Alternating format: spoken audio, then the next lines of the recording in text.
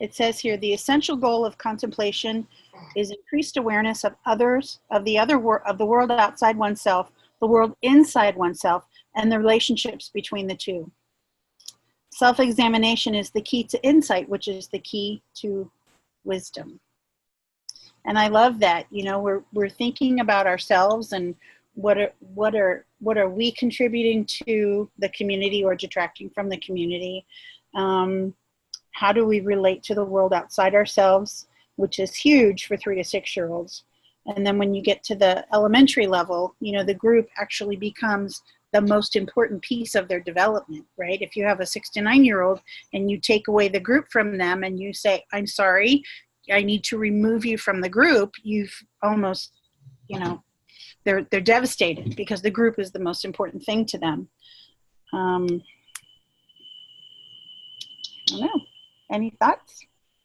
I would say at elementary, one way that we do that is through the cultural curriculum. Yes. And whenever they are reading, we are always asking them to make a connection between what they're reading and themselves, but also what they're reading. So it's like a text to self, but then what they're reading, how does that connect to another content area? How did that connect to what happened with Mr. Eckelkamp in science? Or what you learned maybe in lower elementary. And then the last connections, we have text to self, text to text, and then the last one is text to world. And so we oftentimes will, like in my classroom, we watch CNN Student News, but sometimes people also watch there's a BBC for kids. And it's just a really short 10-minute kind of what's happening around the world. And then we ask them to start to draw parallels with each other. How does this relate to you? How do you see this in your community? And it can be in our school community, our city, our state, our country, or in our world. So that's one way, like we're always asking those big questions in the cultural area for contemplation. And I love that too, because those kids are, you know, they're able to think abstractly and they're able to think about the connection between the two. Yes, they are. You know, even if something's happening in California when it comes to climate, they can say, this reminds me of what happened in New Orleans, like when we learned about it in 2007, or maybe they can relate it back to an ice age. And so they're like always making, and having the 3 different levels, they're always making, you can see how it goes deeper abstractly, right, as they get older and their world starts to become bigger.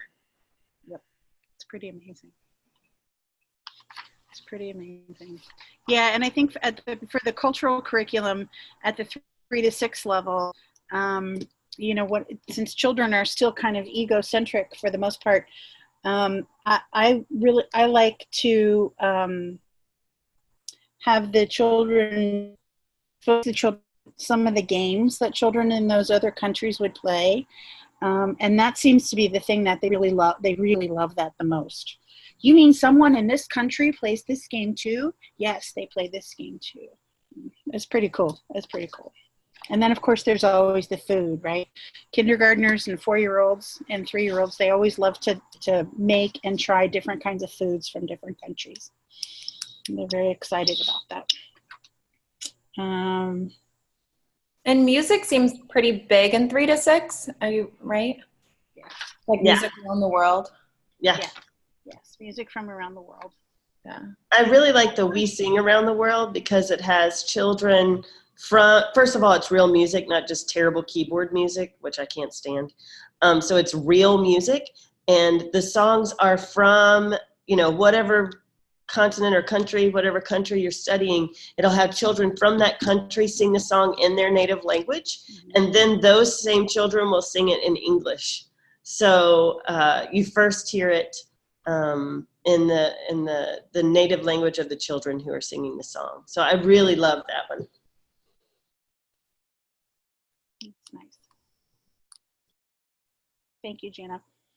Any other thoughts on reflection, contemplation?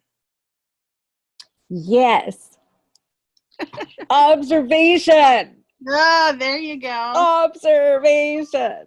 This is like, you know how I feel about observation. I think it's one of our most underutilized tools. Uh-huh. And when it comes to awareness and understanding what's going on around us, what's going on inside us, and how the two affect each other, there's no better tool. There is simply no better tool. Observation is our path. It is the way, right? It is the way. Well, and I think along with observation too, there has to be a level of honesty with ourselves, right, about what's going on. And because sometimes we get the blinders on, right?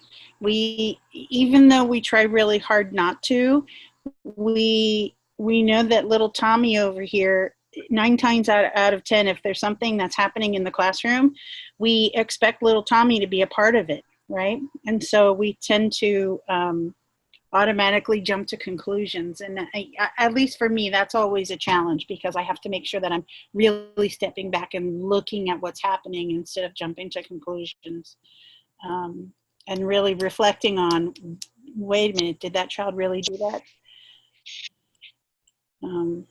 And I think too, looking at our own, did we really just yell across the classroom to someone?